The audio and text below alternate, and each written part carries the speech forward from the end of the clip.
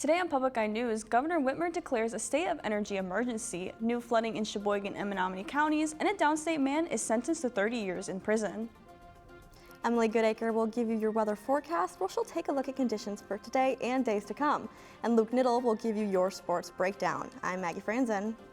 And I'm Bianca Kroll, and this is Public Eye News.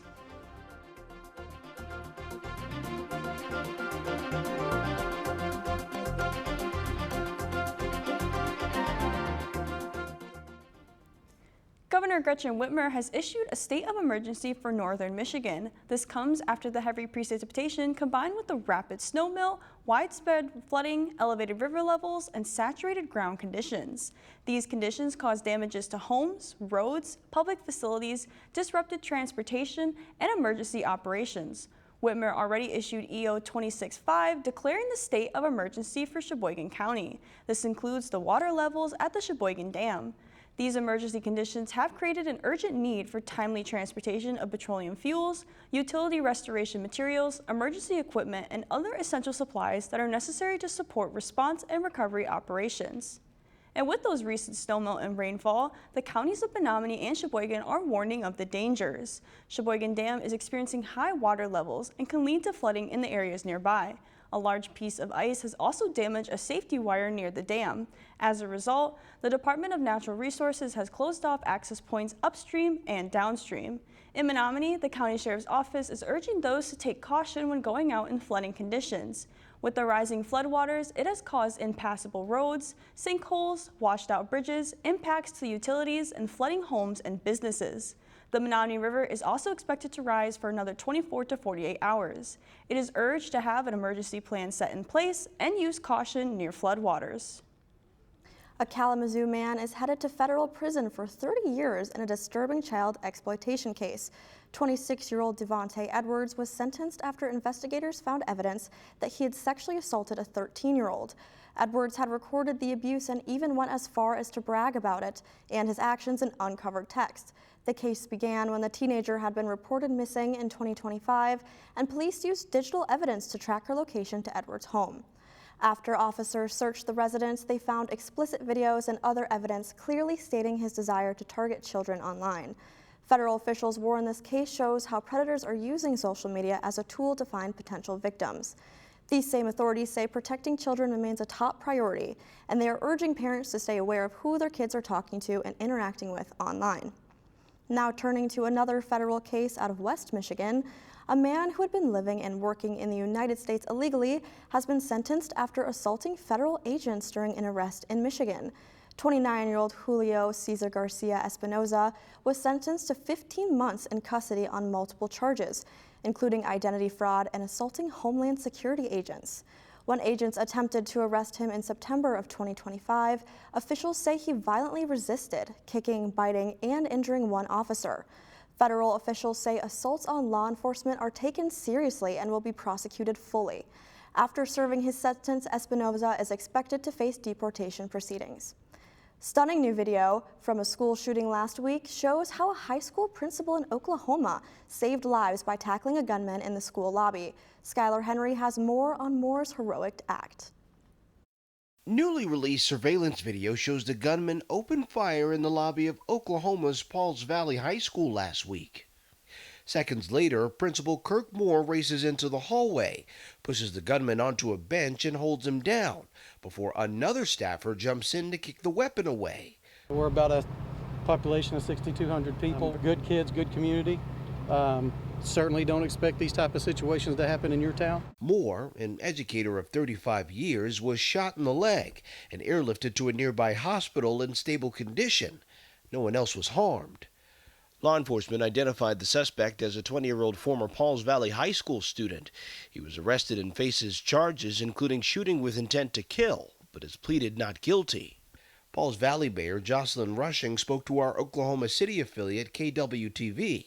I've known Kirk Moore for at least 25 of his 35 years in the school system, and he's a fine man who loves the students. In a statement, Moore credited, quote, my instincts and training, as well as God's hand for allowing him to subdue the threat, and said he looked forward to returning to work. He got up like the rest of us to go to work, and who dreamed this was going to happen, so just want to say thank you. Skylar Henry, CBS News. And don't touch that dial. We'll be back with your weather and statewide news after this break. Here we are learning about elephants in new ways. We are learning the best way to heal that trauma. At Reteti Elephant Sanctuary, each elephant is navigating its own path back to the wild. It is very, very hard to say goodbye. This will be the ultimate test of a journey years in the making. Tonight at 8 on WNMU TV. Welcome back to Public Eye News. I'm Emily Goodacre with your weather forecast. We'll start off by taking a look outside with our roof cam. As you can see here, spring is starting to make an appearance with more grass than snow. Next, we'll take a look at the current conditions across the UP. As you can see, it's mostly cloudy all around, but Houghton is 42 with some fog and mist, and then Ironwood's at 44 degrees, Iron Mountain 54, Menominee 45 with that fog and mist as well, and then shifting over to the other side of the map, we have Escanaba at 52, Manistee at 52, Sault Ste. Marie at 51, and back at home in Marquette, it's 43 with that fog and mist as well. Taking a further look into those current conditions, the wind is coming north at 5 miles per hour with the barometric pressure being 29.77 inches and steady. Taking a further look into tonight, it's going to be mostly cloudy with a low of 37, the wind still coming north at 5 miles per hour, and the moon phase is a waning crescent. Taking a look into tomorrow, it is going to be mostly cloudy with a high of 48 and a low of 38, with the winds coming northeast at 5 miles per hour. And taking a look into the weekend here, we're finally getting some sun on Friday with it being 58 and a low of 38. And then back to the clouds here with a high of 44 and a low of 27 on Saturday. And then Sunday is a high of 34 and a low of 27. That's all I have for weather. Now back to the desk. Thank you, Emily, for that weather update. It looks like spring is really starting to set in here in Marquette. Now moving on to our statewide news. An Oceana County man has been sentenced by the 51st Circuit Court. Ricky Lee Ishman pled guilty to 3 counts of second-degree criminal sexual misconduct in March. The abuse had happened repeatedly in the summer of 2018. The victim was visiting and staying in a relative's house during summer vacation. The crimes were reported in 2018 initially, and Ishman was charged in early 2019, but police were unable to locate him. The case had remained open until he was arrested in August 2025 as part of the Operation Survival Justice. Attorney General Dana Nessel said that her office remains committed to working with the Operation Survival Justice partners to find those who cannot outrun accountability. Following the release from prison, Ishman will be subjected to lifetime electronic monitoring and lifetime sex offender registration. And the Michigan Department of Agriculture and Rural Development, or MDARD, and the Intertribal Council of Michigan have announced a new grant. This grant is nearly $925,000 and will help to strengthen food and safety in tribal nations across the state. This is an initiative to improve communities with access to nourishing food and locally grown food. It also builds on MDARD's food safety education grants that already exist. The grant will assist with supporting Michigan's tribal nations as they plan and implement, deliver educational programming on food safety, create new mobile applications that provide culturally relevant food safety, access every Michigan tribe food sovereignty needs, and build sustainable food systems.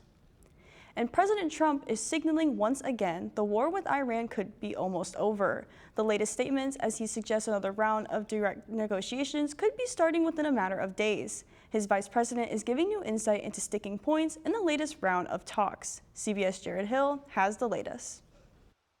I think it's close to over, yeah. I mean, I view it as very close to over. In a new interview, President Trump says the war with Iran is almost at an end. If I pulled up stakes right now, it would take them 20 years to rebuild that country. I think they want to make a deal very badly. Tuesday, the president told the New York Post a second round of direct talks with Iran could be happening over the next 2 days. He doesn't want to make like a small deal. He wants to make the grand bargain. Vice President J.D. Vance speaking at an event for Turning Point USA after leaving weekend negotiations with Iran and Pakistan with no deal for lasting peace. The reason why the deal is not yet done is because the president, he really wants a deal where Iran doesn't have a nuclear weapon, Iran is not state-sponsoring terrorism. Vance, who recently wrote about his conversion to Catholicism, also weighed in on Pope Leo's criticism of the war. How can you say that God is never on the side of those who wield the sword? Was God on the side of the Americans who liberated France from the Nazis? As the fragile ceasefire continues, so too does the U.S. military's blockade of the Strait of Hormuz. Restrictions are keeping gas prices above $4 a gallon. We have a pricing problem. If this goes on longer, there could be a supply problem. There could be places where people can't get the products they need, and we worry a lot about that. Representatives for Chevron say the energy giant is bringing in Venezuelan crude oil to help, but suggested people drive less. Jared Hill, CBS News. Now don't touch that dial. Luke Nill will be back with today's sports breakdown. Your brain. Every moment changes your brain. But who or what is really in control? It has a mind of its own. There's always something pulling the strings behind the scenes. That I control my emotions, abilities is probably not true. Environment and traumatic events change people, putting our sense of self to the test. Come on, no, seriously. Your brain. Who's in control on Nova? Tonight at 9 on WNMU TV. Welcome back to Public Eye Sports. My name is Luke Niddle, and I'll be taking you through our Wednesday sports breakdown. Leading off between the base paths, the Detroit Tigers took care of business against the Kansas City Royals 2-1 Tuesday night. An early second-inning run scored by Vinny Pasquantino gave KC a slim 1-0 lead all the way into the bottom of the 8th inning. The Gritty Tigs managed a late rally, even while being held scoreless for 7 consecutive, as Zach McKinstry gave Detroit the equalizer on a wild pitch, and then Dylan Dingler sealing the deal on an RBI single. The bullpen showed up and showed out. Kenley Jensen logged a one-hit 9th inning to hold the Royals scoreless, giving Jensen his 3rd save of the season and his 479th career save, good for the 3rd all-time in Major League history. Jensen trails only Mariano Rivera and Trevor Hoffman on the career leaderboard, and both Hall of Famers have 600-plus each. The Tigers have a chance to lock up the series against Kansas City tonight at 6:40 p.m. Gliding over to the world of college hockey, the season has officially wrapped up, but transfer portal activity is only beginning. Several NMU players have put their names in, including Anthony Cleach, Jakob Altrichter, Aiden Hutchinson, and William Grama. In total, 7 Wildcats are searching for a new home. While Northern has not claimed anyone out of the portal yet, expect that to change as transfer portal season jumps into full gear. As for the rest of CCHA, 5 Michigan Tech Huskies have entered their names, including contributors Braden Boehm and Ryan Abraham. MTU has picked up just 1 player so far, former Lindenwood Lion Giovanni Morneau. Staying in the world of ice, former Wildcat alumni Dominic Shine has been named for the Bill Masterson Memorial Trophy. Each year, the trophy is given to a player who best shows qualities of perseverance, sportsmanship, and dedication to hockey. Shine has been a mainstay of the Grand Rapids Griffins, the American Hockey League affiliate of the Detroit Red Wings. Shine was called up for his first NHL action last season, where he logged his first NHL point. This year, Shine was again called up, and this time picked up his first NHL goal, becoming the 5th oldest player to score their first goal in Detroit history, and the oldest player to do so in the NHL since Evgeny Medvedev in 2015.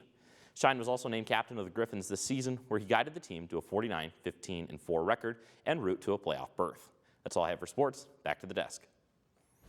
Thank you, Luke, for that breakdown. I hear you're a little bit excited about the spring that's approaching, Marquette. You know, it's very nice. I think, especially now with how we're dealing with this flooding, I'm kind of ready for that snow to go away. I want that warm weather. Absolutely. That sun is on its way. I am so confident. It's nice to see some grass, some blue skies. Yes. Luckily, you know, we're not in the depths of the flood, but I hope everyone is staying safe and dry. Yes, I do hope everyone is staying safe during this time. Please take those cautions, but you know what? At least we can enjoy a little bit of spring and some sun. I want that a lot. But that's all the time we have at Public Eye News. I'm Bianca Kroll. And I'm Maggie Franzen. We'll see you next time.